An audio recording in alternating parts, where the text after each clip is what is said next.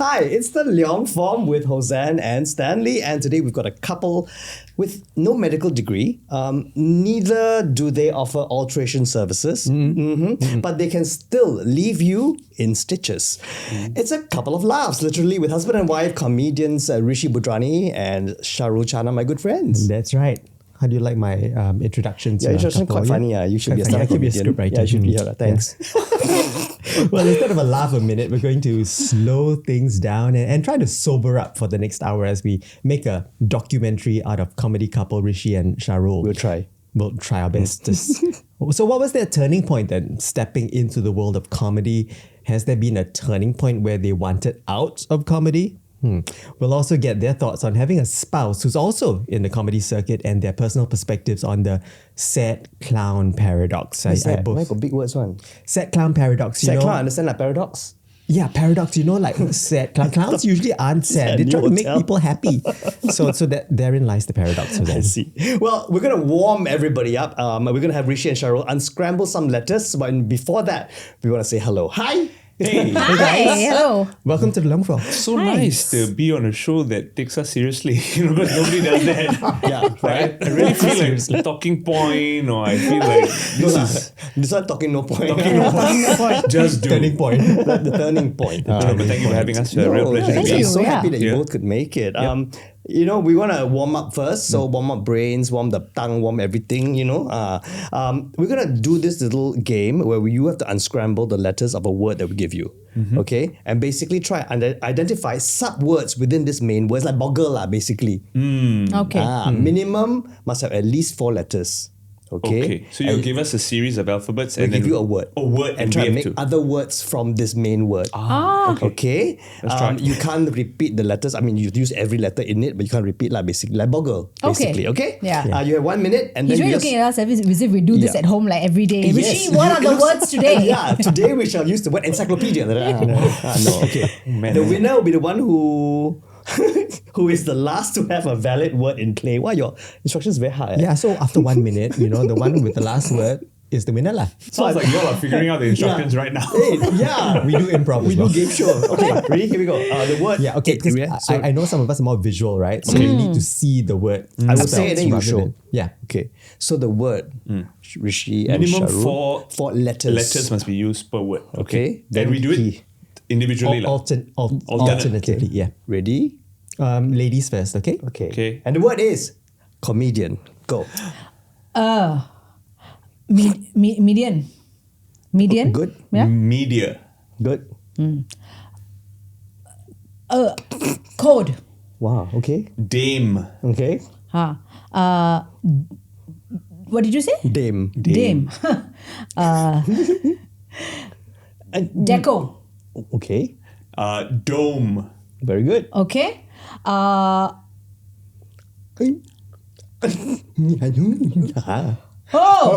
Wait, no H. Good catch. Sharul is your. Name. Okay. Oh, they're helping each Wow, you other. really helped me, Rishi. I know. I'm a helpful Yeah. guy, but that was supposed to be mine. Okay. Okay. Oh, Rishi, you don't have to. Main. Very good. Okay. Okay. 30 more seconds. Okay, 20 more seconds. It's 4-4 now. Go. Okay.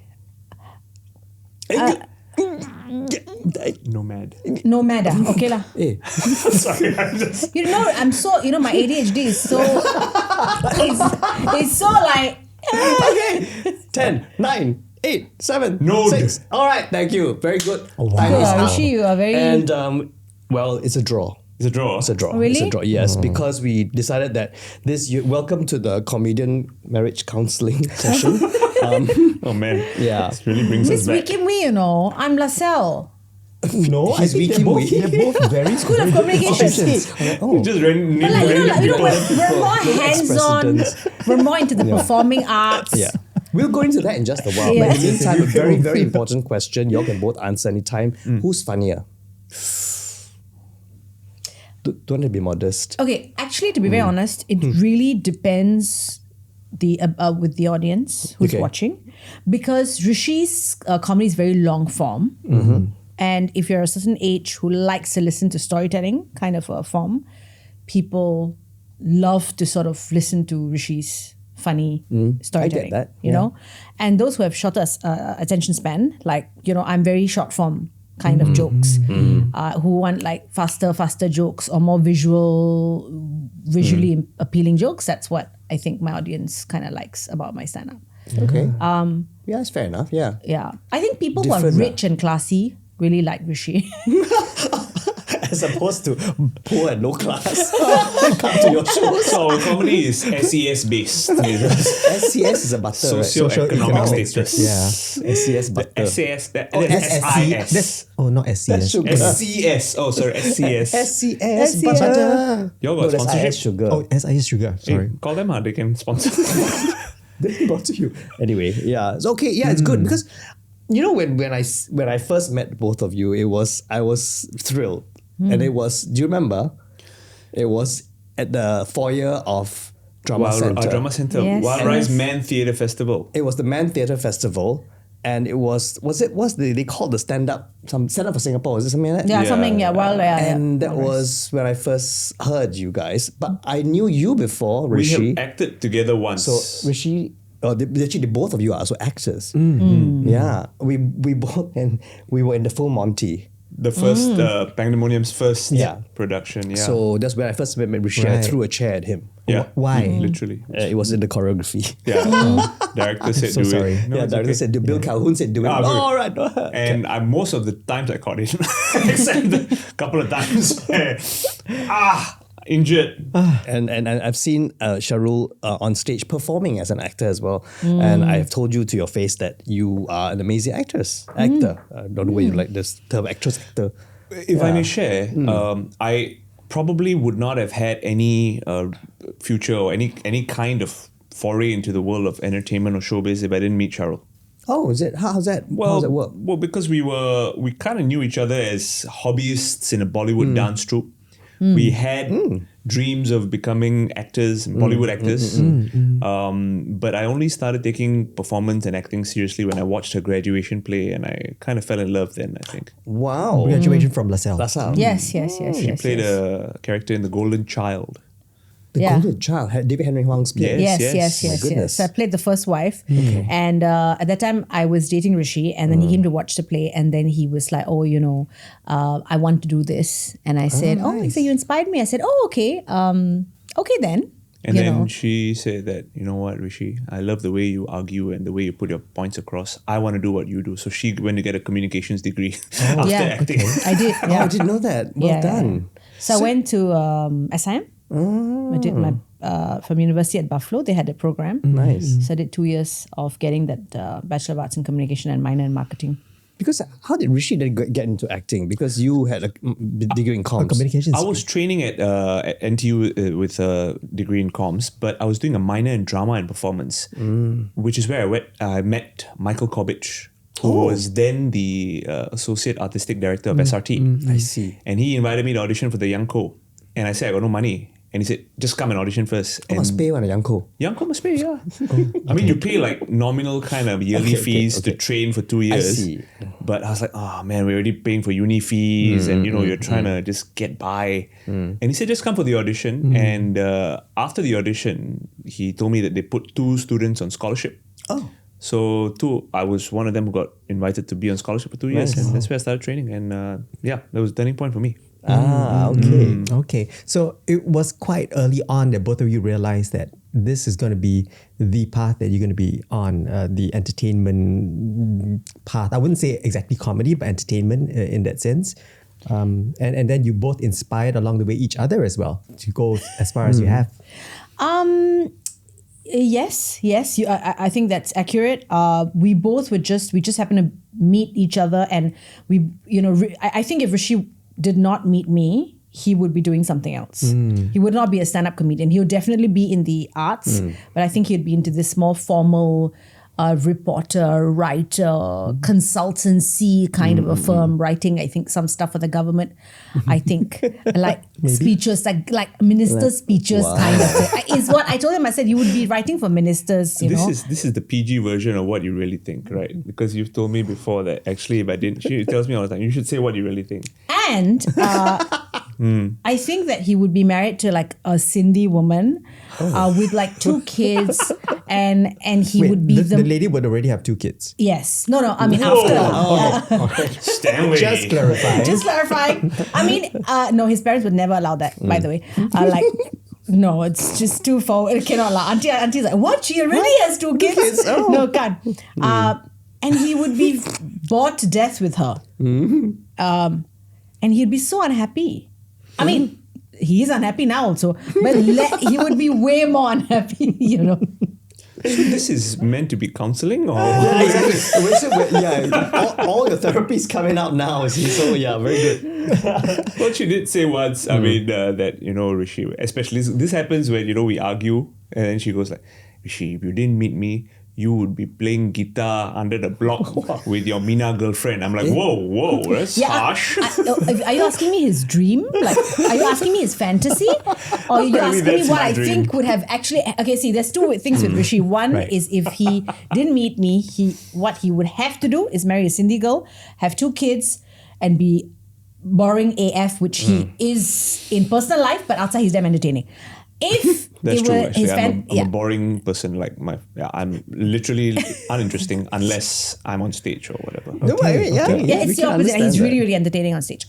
But his fantasy was to be married to a Malay girl, playing guitar, What? and playing football, Out in and the open now. and just being... Regular. I can't say a mutt, right? Being a mutt. Okay. So is he happy now then? I think he's found a balance because he's crazy. I'm his crazy. So then he can just now, be in the arts and. And I think you could play all those characters or characteristics that you have mentioned. Yeah. So you are the dream woman. Stanley understands. 'Cause I married an actress because I get everything in one. So intrinsically, now I ask you, Rishi. Yes, please. Where does your happiness lie? Oh wow. So deep, was that? That wasn't even a question. The list. Specify. I mean, if you could because specify a bit the question. because you say in real life I'm a bit boring. On stage I'm entertaining. Yeah. But all of us have a point where we go to find our happiness. Where is that state for you? I think I am right now in the existence that I am. I'm in a place where I'm genuinely happy, Good. regardless of what I'm doing. So contented. Contented, yes. Happy, yes. Because I think very early on, if you are consciously living life, you realize, or rather you chase something called happiness. And then you get what you think might make you happy, whether it's, I don't know, that money or that job or that particular role as an actor or that, that gig as a comedian or that person that you were chasing, that woman that you were chasing. And then you realize that none of these things actually make you feel the way you thought it would make you feel. And then and this is a borrowed thought maybe, but happiness is a choice. It's a choice. It is true. Yeah. And Sharul, what about you? Where's your happy state? Like, I think I was very deeply unhappy for many, many years because I was fighting the system. I was trying to find myself. I was trying to make my peace with the fact that I am a woman in the scene, and I had to make peace with the fact that there will be way more people against me than they're standing with me. I think that's a journey of a woman anywhere in the workforce or whether you are, the choices you make. And so because I was the only woman doing stand-up for a long time, I went through a lot more. So it always looked like I was very turbulent. Like I was, there was a lot of drama in my life. And I said, but why? I'm not even I'm just doing my work. But there would be, toxic men. Either they want to, either they want to compete with you or they want to screw you. So there are only 2 ways with it. And there was a lot of drama. And then I came to a point where I found my guru up in the hills in India. And I kind of came to an understanding that, this is the body that I have been given. And this is the journey that I'm on as a comedian. And that there will be a lot of things that will be thrown at me. And all I got to do is not react. Just do my work and concentrate on the work itself. And if I do that, then everything else will happen anyway. It'll just die away. That was your turning point. That was my turning point. If not too much drama, it is too much. Too much, right? Too much. Yeah. But isn't it what people in the limelight, public facing would face, almost day to day? I've heard stories from Hossan himself, right? He also in the public light that, there are challenges. Walking down the street, people recognize you, they notice you, they expect you to give them a free selfie and be at your, with the widest grin, whatever. So there's a lot of pressure, public pressure on public personalities like yourselves. But I guess you have to just take the good with the bad in that sense. Yeah. I think I'm starting to believe that it's not only women or people of different genders, and I put heterosexual men out of this bracket. I think women in any field, if go through this, it's just that my journey is out in the open, or any woman's journey is out in the open because she's in the media, so it's more obvious that she's going through this. I think a lady in the corporate field is going through the same. Having to prove herself all the time. All the time. And your bad day in the office is not sprayed all over social media. But for personalities, whether you're a comedian, an actor, if you have a rough patch or a rough day, or if you are involved in something, it becomes public news. So has there been, given the challenges that have come with the path that you have chosen, have there been days or even moments where you think, I want out. I want to be a corporate woman in the working in the CBD, in a corporate power suit, meeting my counterparts in fellow MNCs in New York and London, that sort of thing? No, never. I would never want to. I think the other side was that, just impregnate me. I just want to have a baby. Two kids. Remember, 2 kids. 2 children. Just stay at home. Meet other women who meet for high teas at Goodwood Park Hotel. The ties. Yes. Carry an expensive bag and just be, I'm not saying that they are, but just have conversations about brands and things that don't matter in life. And then gossip about each other. Gossip about each other the moment the person walks away. I'm like, wow, drink wine 12 o'clock. Not that we don't now. We don't. I would still do it now. Sounds like a regular afternoon. Yes. Backstage, Cheryl. Actually, after this, can we... No, but I'm not saying that they have it easier. I'm just saying that, wow, like, I would just be like, don't. It's a different life, lah. It's something that you wouldn't choose to do, right? Yeah. And what about you, Rishi? Let's just say, if this whole entertainment, stand-up, media thing doesn't work out, would you pivot? The word pivot. I don't know about pivot, but I think I've been working for such a long time, and although it's been mostly in entertainment, I've done politics. So many. I've done so many jobs in my life that I feel like I don't know. Maybe it's just part of my DNA is to do what you need to do to survive. Exactly. Right? I've sold books. I've been that guy who trains kids in memory and coaching skills. I've been that fella selling mattresses at the basement of Plaza Singapura. Really? Yeah. Oh, I think they you. offered that job to you, but no, I couldn't. You were too expensive. No, very heavy. The mattress couldn't carry. Couldn't show the other side. But I think the biggest learning for me in this journey so far is that, there's people always throw around this quote by, I think, Confucius. Say, find a job you love and you never have to work a day of your life. I think there needs to be an update on that quote. And my update is that even after you find a job you truly love, there will be parts of it that you don't like. And that's just a reality you got to make your peace with. I love being on stage. I love being writing a new story. I love performing in a good film. But maybe we don't like having to deal with the corporate BS in the back end. Maybe we don't like the negotiation of it. Maybe you don't like the fact that someone is going to tell you what you can write and what you can't write. But that's part of the journey. That's part of this job that you love. And if you want to do that part, it comes with these parts. And I think that's just a reality. You have to take everything and not just parts of you take the whole sum, right? It's not you can't cherry pick. That's not a reality, unfortunately. No. Yeah. In any industry, I think. Yeah. And talking about sum, the whole is larger than the sum of its parts. Such a good segue. Wow. Indeed. Yeah. Because I know your next question. Oh, yeah. Because your book comes, ma. Yeah. This is Wee Kim Wee talking. Permeating our minds. I could read your mind. Congratulations, turning 10, at least the anniversary, the 10th anniversary that you both celebrated earlier this year. Thank you. And you had a show together as well at the Esplanade. So SG 60, and then you got RS 10. I'm sure that's what the nation was thinking. Like, Incorporate all. yeah, let's give. Actually, why they never give us a goodie bag, Rishi and Sharul? Maybe you should give us one plush toy or so. You want a goodie bag? I mean, Can be arranged. But coming together to put a show together, and that was your third, I believe your third show together. It's every 5 years. So I guess the next one we look forward to is 2030.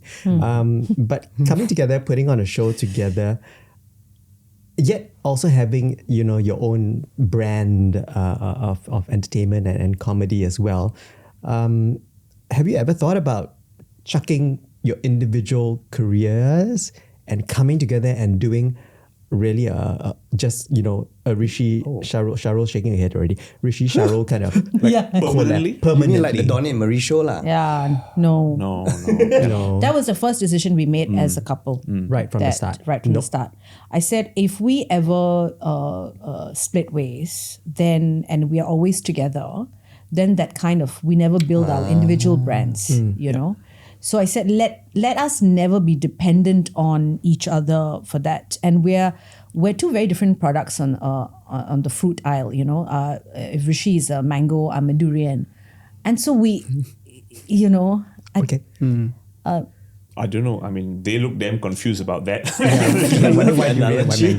They're looking deeper for meaning into like that. Like exotic fruits, but different lah. Okay. Right? Okay. But Still tropical, yes. Because apple and oranges are so boring. Like it's just Like cats and dogs, like I can't, you know. Yeah. So if we kind of like get together, then our individuality is going to suffer. I said there's no way that's going to happen. And second is when you do a show like this, you also need to mentally prepare that before and after there'll be a lot of things. Oh, in this I liked Rishi better. In this I like Sharul better. Oh, hey, course, funny. That happens a lot, The right? comparisons. The comparisons, and it still happens, you know. And people will make it a point to come to us and tell us or write to us. Oh my God, your wife is so funny. Or, oh my God, your husband is so funny. Period. Stop. That's it. Just right. I mean, people don't have that filter, and my relationship is with Rishi is way more important than anything, any of this. So and I think that really, if tomorrow we do split ways because we both have different things to do, and it's not going to be about people if it happens, it's just going to be about things that we want to do differently if we ever do. Rishi should not be like, oh shit, this was the Rishi and Sharul show and now I don't have a Sharul. So I have to tell Muhammad Sharul to join me. You know, it's just not going to you know. and he'll be playing the guitar. You know what I mean? Like that's the show. Under the block. Under the block. Yeah. You know? With tentage. Yeah, with tentage. And then at some point there'll be some football game between us. So, and then I shouldn't be like, oh no, you know, and plus I'm not an admin person, but Rishi is. So for the Rishi and Sharul show, Well, our producer NG, and of course Dora, Rishi's manager, and Rishi, they had to just get it together and do the admin. Yeah. I'm not an admin person at all. And I was in India at that time. So I just kind of walked up on stage, did my set, had fun and walked off. It was Rishi being stressed at the back. It was Rishi scratching his head and like, now I have to do material because he's not into multitasking. My husband is terrible at multitasking, right? True story. And you know, I know when he walks out of the door, he's going to come back because he's forgotten something at home. So, you know, he's that kind of guy. He will he's a perfectionist and he's very intelligent man. But he concentrates, that's why, because he specializes in things. I am like, I could be doing 10 things at the same time. But admin is not my thing. I Right. hate admin. Like if I could reply to clients going, you want take, don't take, don't take. You want to pay 50%, give up faster. Okay, 5 more days. You know, like I wish I could just do that. And instead of like, dear sir. No wonder you didn't respond to my emails when we invited you guys on the podcast. Oh, it was boy. Rishi and It was Rishi. Yes, So because actually, it's like, actually, y'all just deal with me, okay? Yeah, No problem. because it was me. I'll make sure I she went- shows up. I'm like, where's Sharul? yeah, I was like, okay, you reply. She's like, I reply on behalf, right? I do that. I said, yeah, Yes, do SOP. it. Yeah. No, but actually, this is exactly what I was saying earlier, right? Like, I love doing shows, but do I love producing? Do I love everything else? Do I love the fact that we've got to go through the details of the tech Yeah. specs and the marketing and figuring out ticket sales and see. pushing for Interesting. for the graphics to be okay and and all these aspects? I know all of them, but I wish I didn't have to. I wish that they could be done independently of me, Yeah. and I could be just focusing on my set and just show up and let it be, right? But just the way the roles have kind of evolved, and that's why we've been very lucky to have good teams. Yeah, like for you sure. mentioned, All of Angie, us have Yeah. good Dora, teams. yeah. I mean, you need a group of people you can trust, and we've been quite fortunate to slowly build that team brick by brick over the 10 years. So do you think that this team could then take over what you don't want to do? That's the the aim. aim lah. For some projects, that's what's been happening. In some cases, it's very like hands off. Very easy. But Okay, can you let go though? that's the thing, right? So because No, you you can't. and No. you understand that, I right? understand that completely. Can I let Cannot. go? I tell you, in some cases, there's like very little involvement from us. Or well, maybe we talk about our individual stuff. Like for example, when I do a show on my own, for example, right? Like we did a show called "Can I Make You a Suit Mate?" Yeah. That's to me, that's an example of a beautiful process for me as a creative, because after working on the script and the character, everything else is handled by the team. Whether it's okay, I mean, they will come and we collaborate on it, but the heavy lifting of the production side, Wasn't you. I'm hardly involved. And you know what? It showed in the show. It showed. I saw the show and I went, that's Rishi the performer. And I could see in your eyes that you didn't have to think about the technicalities and the production behind the art. All being handled by Right? a wonderful team, led Yeah. by Angie, who produced and direct, led by Dora, who was doing all the other back-end production work, and a great team of composers Because sometimes when we do shows like that, right? And I do long for the times where I just rock up and just be a bimbo actor, do my job, learn my lines, my steps, and go home. Don't bump into furniture, don't steal the props. You Yeah. know? Yeah. Yeah, brother. Yeah, but then that's what we are, I guess, in our line of work. We just pao ka liao everything. How? Otherwise, who's going to do the job, right? Yeah, and it's interesting because I guess it's almost as though when there's the two of us involved, and I think for Sharul, I will say this as well, when you do your solo shows, you also kind of, beyond a certain point, you're like, okay, let them handle all this. I'm just going to perform, right? When you write. But there are very few of us because the two solo shows that I did was Am I Old and Crazy Poor Sita, which was with Aware. And yeah, so I did everything. Right, but I had Kian, who was my manager then, and now I've transitioned to another manager. But he was so hands-on, and I said I wanted this. But also, I come from a school of thought that. Now I'm going to make a very sweeping statement, but I think that there was one play I watched. I think it was One Country, which was by Wild Rice, or was it? Yeah, Wild Rice. Wild where Rice? it was the Singapore actors did Malaysian scripts and the Malaysian Yes, actors did did Singapore Singapore scripts, I right. can't remember. Part of their history. Basically, it was the same Yeah. history Yeah. that performed by it. And when I watched that, I just felt, and I feel that in Singapore, I feel that sometimes the performance essence, it becomes so technical that I'm like, but we're here to watch the performance. And so I come from the school of thought that if you have a mic, I mean, especially with comedy, it's easier, right? You have a mic, can the artist be seen? Let's keep it simple. Yeah. You One know, spotlight. Like, one spotlight. Like when I go see acting pieces and I'm like, okay, what is the prop? The simple, nice. I'm here to watch the performances. And I feel that Singapore gets very lost in the the other things too much. I feel at times to make it look so beautiful. Whereas like I just want to hear the person playing the piano, and I want to hear I want to see but it becomes, the showmanship in Singapore is so huge now. The technicality is so huge and I'm not a fan of that. So even with stand-up, I sometimes tell Rishi, Bricks and bones. Yeah. People are not going to remember the color of the curtains. They're not going to remember the light that was shining at the back. Unless you're using that slide for something that is useful. We don't need all of this. That's the beauty of being a stand-up comedian, right? It's one of those street artists who picks up their props and goes and says, okay, this is my mic. This is where I'm going to perform. I'm going to sing. I have everything I need.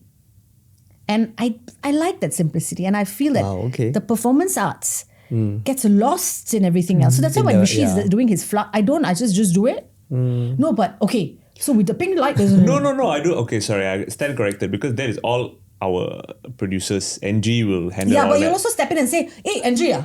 Well, okay, here's the thing, right? So, because when we agreed that, okay, look, you're going to Esplanade Concert Hall, don't just put one spotlight and entertain 2,000 people or 1,500 people or whatever, So that's why NG is like, okay, no, we make nice. Are you okay with this? I say, yeah, okay, whatever. I think the bigger headache is really the pre-production. Oh my God. For sure. But having said that, guys, it's very weird that I have come to that point in my shows that people come to expect it. And so when I was asked by MBS to go and do something there, I said, I can't just come up on stage and tell jokes in your theatre so big and have a piano in the corner because people have come to expect multimedia. Production value from value. They want to see a one-man Saturday Night Live, basically. It's hard to balance the essence of the art with all the razzle dazzle. Yeah. And the expectation, of the audience. Like, business money and then like, okay. I had 2 costume changes, Yeah. I got a get cramp that. during one, hobble. Do you see me hobble? Yeah. Even Kumar now when he does his Marina Bay Sands shows, it's a big performance. It's a huge production. Production and dancing and all of that. And I used to do. When I first met him, you've also known him during those times, like backstage, him just dressing up himself and getting ready himself. So I've seen that as well, and I just feel like, Well, that one is also producer, right? At the end of the day, it's what the producer wants as well. Unless we are own producers. So, okay, I don't know, do you have anything to add to this? No, I mean, you guys are talking about something that I'm totally not involved in. Production, pre-production, theatre, stage, whatever.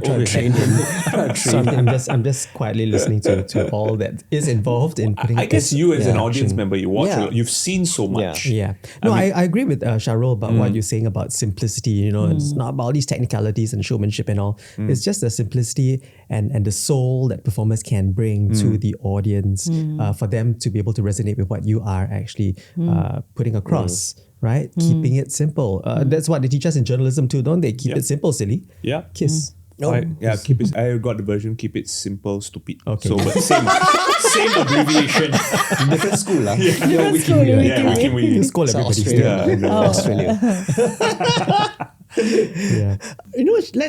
Let's jump now to people's perceptions of stand-up comedians. Okay, they always expect us to be of a certain kind of characteristic. But since Robin Williams, there has been talk about this sad clown paradox, as Stanley has put it earlier, where people like us maybe use comedy to hide, to fight depression, suppress anxiety. Do y'all relate to this? I think there are 2 things here. One, when you're in show business, you're more prone to addictions because you're in a place where alcohol and if you're overseas, drugs are readily available. And if you, during the time when you get off stage, to get rid of that adrenaline rush or to maintain the adrenaline rush, go towards alcohol or drugs, you're in big trouble in the long term. In the long run, there's big trouble coming for you, which a lot of comedians do sort of turn to over time, which is why abuse of any kind of substances is going to get you into trouble. The other thing is, I feel with a lot of men in the scene, you get very power hungry. As a stand-up comedian? Yeah, of course, 100%. Because you are on stage by yourself and you get a lot of validation and people laugh at you, and that's the best validation you can get. Okay. and over time, you feel that you need to be constantly getting that validation from everybody and everything. And Oh, wow. and then there's this paradox, right? Like, okay, I don't have a family to go back to really. Nobody really, people only accept me when I'm making them laugh. So that constant thing of wanting to make people laugh, and then the people, oh my God, you're so funny. It's every man wants to hear that. More than you're very good looking, you're very funny, which is that immediate thing. So when they get used to it, they want the dopamine hit. They want the dopamine hit all the time. And at some point, it becomes very lonely because it's a lonely art form. Okay. So you go up, you're by yourself. On the other side is the audience. You make them laugh. They're like, ha, ha, ha, ha, done. At the back, your friends are going to hang out. You have a couple of drinks. You sit in your car alone. You drive back. And nothing is there now. There's nobody at home. You don't have a family. Your family has a very different life. Your brother or sister is married with kids. They're celebrating Christmas. And you're just there with your other sad, lonely comedy friends. Wow, I didn't see it that way. Oh my gosh. Yeah, I mean... So if you only do this, Right. and you do not go, Jeez. I need to go learn something else. Real life. Yeah, as real well. life. A real life. They don't have real life. Okay. If you don't have a real life, and it doesn't mean family, you have to do something else. Like I'm learning the flute now. I have to learn the flute. Because if I keep doing comedy and I don't do anything else, if I don't take care of my house, if I don't suddenly start cleaning the house, I pray every day, it's a whole ritual. If I don't do it, I'll be a mess. There's so much energy going wasted. You can't just do comedy. To add to that, Nice. I mean, that's very aptly and beautifully and almost poetically put. Yeah. And it's almost as though laughter is that drug that you can't purchase on any dark web. You know what I mean? Like you could get in certain parts of Circuit Road certain drugs. You could go and buy alcohol. You can go and lace your vape with whatever. You can go overseas and, people do all sorts of stuff to try and match that natural high that an involuntary laughter response from a group of strangers in a room gives you. And comics are constantly chasing that, which is like how Sharul has described. You try and get into some degree of addiction of some substance to replicate that feeling. But nothing does it. Nothing gives you that same hit. And that can sometimes, if you're not aware of that, if you don't have clarity of that, that can sometimes mess you up.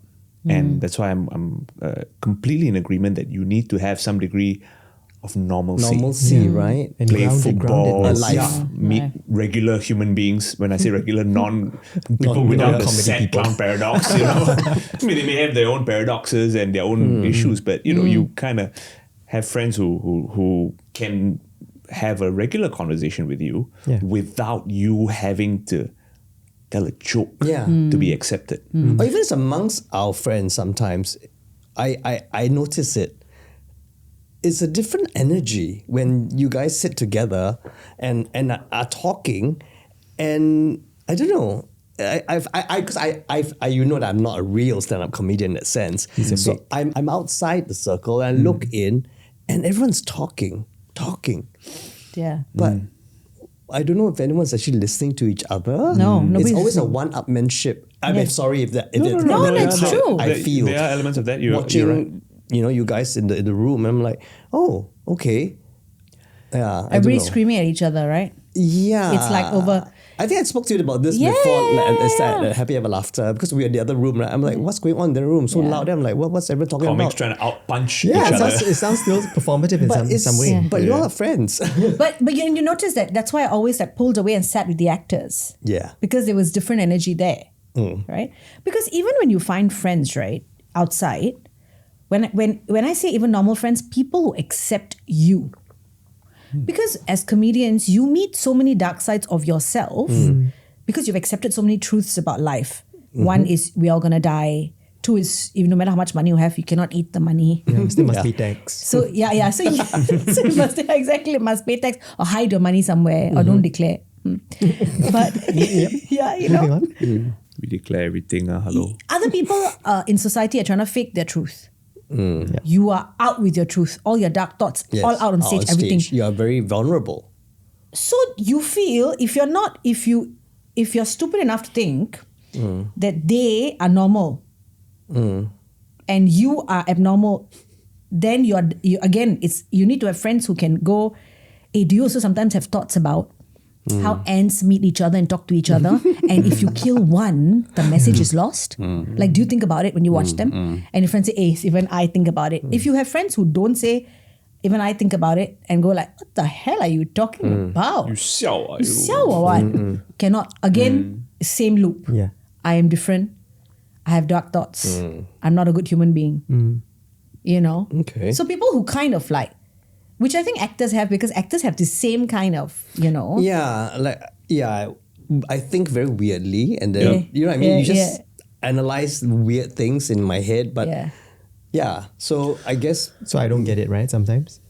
I don't know. Do you always think like why does like the water from this tap taste different from the other tap? And then you start to analyze things like that. No, right? Sometimes. Here's a thought that another one of our comics in the scene kind of dropped when we were having a conversation. This is Fuzz. We all know Fuzz. So we were all kind of performing once, and we were all getting ready for our big shows and our tours and everything.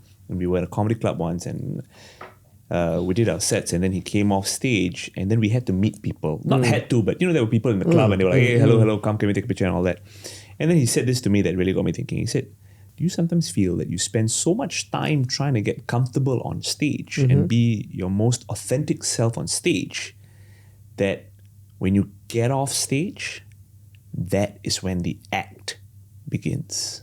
It's almost as though the real you is only when you're on stage. Because that's what we all aspire towards, you know, speaking your truth and being as authentic and real as possible for your audience. And when you get off, you're like, oh shit, I'm not very comfortable here in these situations. So I got to pretend like I'm okay with people. Hey, what's up? Thanks so much for being, no. I mean, I think it is to different degrees. All performers kind of deal with it a little bit. I think I know where you're coming from, because as stand-up comedians, you guys really put your heart and soul and your everything. You are you on stage in aspects of you. Yeah. So I guess how I deal with it is I act like a stand-up comedian on stage. So that's my persona, stand-up comedian. Still a character. It's a character that I play. So Hosanna is a character I play. Yep. Even though there are truths of me on stage. So I never really, I guess when I get off stage and I meet people come after me or whatever, hello, that's another aspect that I put on. So, you know, I always tell people in my classes that the only time you see your true self and you don't put on a mask is when you're alone in the toilet looking at the mirror. That's you. The moment you open a door, you see people, a mask comes, your mother, your brother, your kid. You put on a different mask. That's my take on that lah. So I guess that's how we deal with it. But I'm very envious of actors though, because... But you are one yourself, what? but you know, I'm in a different, like, for the most part, I'm doing stand-up. I don't really do acting, and I you know, like even when I did with Harish, to switch to switch that thing on took me. I was struggling. I tell you, I know you were talking to me about it. And you had that fun time. Yeah, I was just like, what? Yeah. No. But it was so much fun because I got to learn from people like Siti. Absolutely. And Lian was fantastic as well. He's such a giving man. And so it just worked. Everybody there. Yeah. Gafir, such good energy. Harish himself was, at least he was like, you know, he could tell me what his thoughts were, right? But I feel the camaraderie that actors in the scene have is so beautiful to see because all the talented actors, they were band together, which is great. And then they are with each other. Like I saw a video of Siti's 40th birthday. Oh, yeah, that was so and lovely. everybody's like, hey, hide, she's coming. It's almost part of like a children's like, and oh my gosh, she's here, happy birthday, Siti. Yeah, let's just cry. Right, cry. It's like, oh, hey, babe, so nice of you, babe. I'm watching that and I'm going, oh my God, I love that. I'm envious of that. Because in stand-up, The community is different. the community is so different. Turn on. Think what? I mean, I guess. Yeah. I You guess know? being judged. Maybe, yeah. I mean, within each other, there's so much of power. That's what I'm saying. There's power struggle happening. So as a stand-up comedian, you might look more skillful because your validation comes immediately as opposed to actors. Where actors, you can only, some people say, hey, Hossan did so well in this place. Someone will say, go man, no lah. Because acting, how are you going to quantify you can it? quantify Right? it. Yeah, it's subjective. With stand-up, you can quantify it. So you're like, funny, not funny. But with the same thing is, the power thing comes. I am a comedian. And not like these actors. Right. You know, like, I don't need line. I'm just me, my talent. That's all I need. No, we're not going to dance today. Yeah, I'm not going to laugh at stupid jokes. We're not gonna dance. I'm going to dance. We're not going to laugh at stupid jokes when they're cracking. Funny, man, when they laugh among each other. Like, there was this sometimes, when they laugh among each other, funny, man, it's... Come on, man, we write jokes, what is this? They keep doing. I remember someone came to me and I'm like, yeah, is it?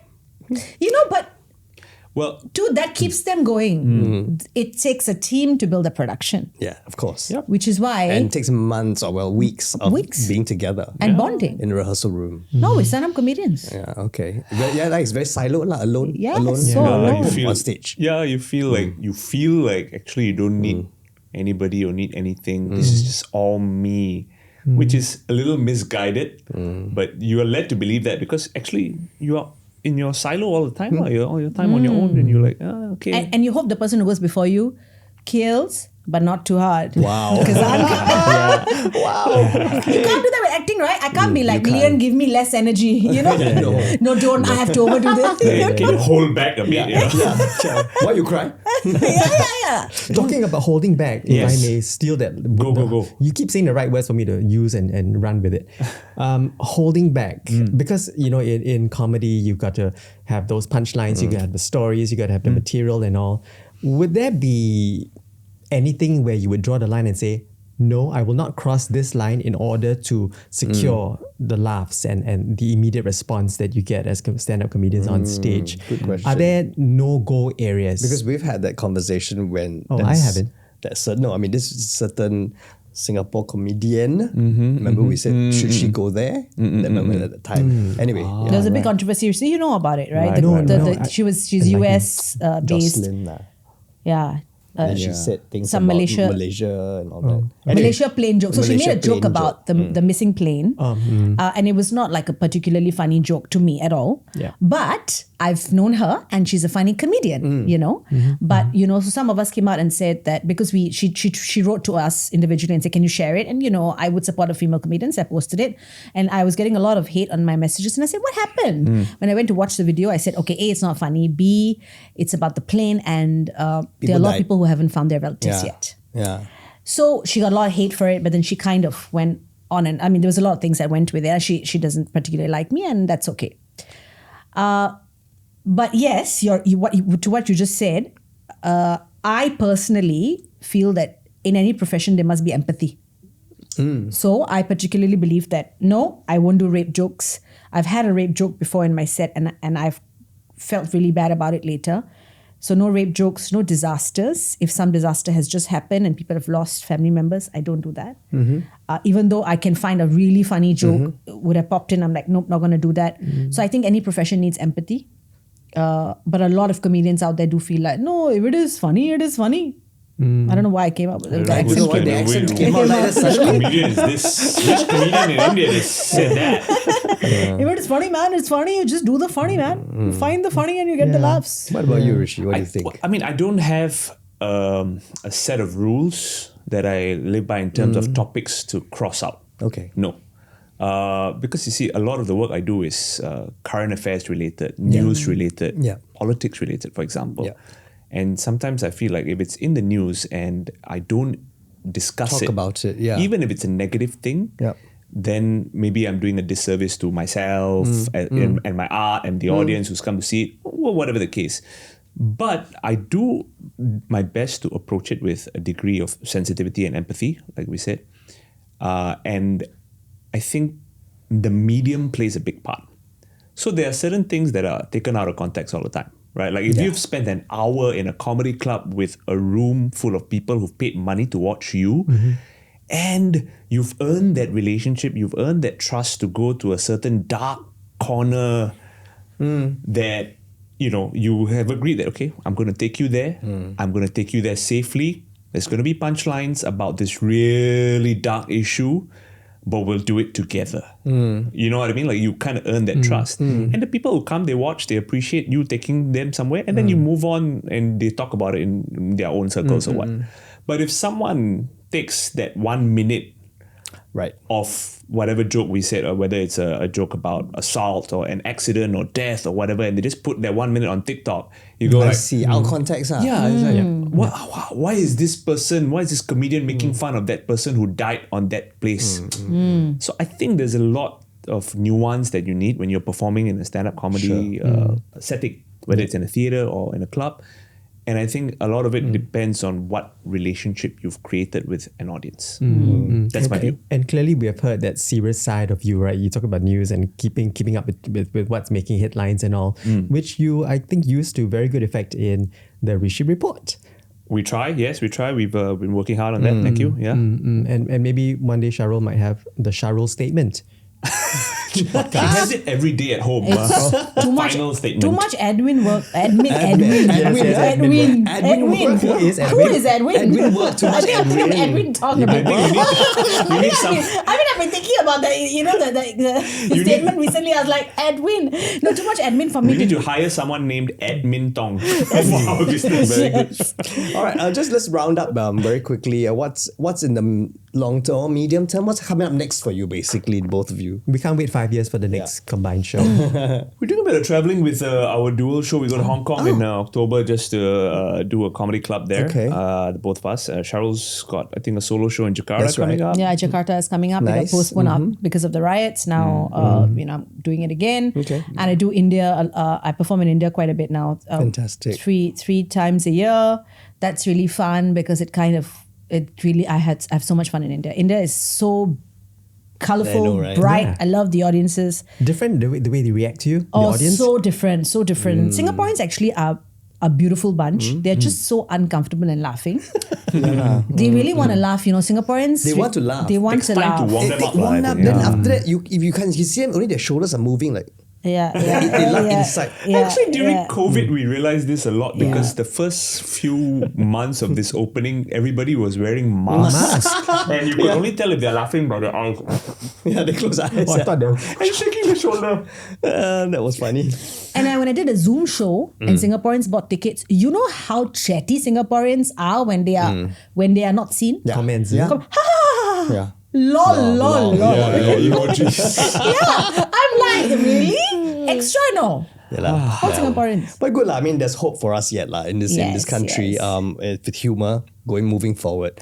Well, if you want to follow Rishi and Sharul, they have their Instagram, and you can follow Rishi at www.rishibudhrani.com, and your handle is At Rishi Budhrani. exactly. And Sharul, you are. She is the Sharul. The Sharul Channa. I'm sorry, I don't know You why. don't know your Sharul Channa. It's the Sharul Channa and it's sharulchanna.com also lah. Exactly. And you can always search on YouTube for all their clips for more laughs. In the meantime, we're going to wrap this episode up with of the Leong form. This is season 2, The Turning Point. Your turn. Oh, my turn. Okay. Yes. So do continue to watch us, follow us on our socials as well. Thank you for joining my brother and myself. Exactly. This is the Leong Yeah, form. Sorry. Drop Also, something. you can always leave your comments and do subscribe. Okay, we are on Spotify, Apple Podcasts, as well as YouTube. We'll see you at the next episode. Bye. Bye.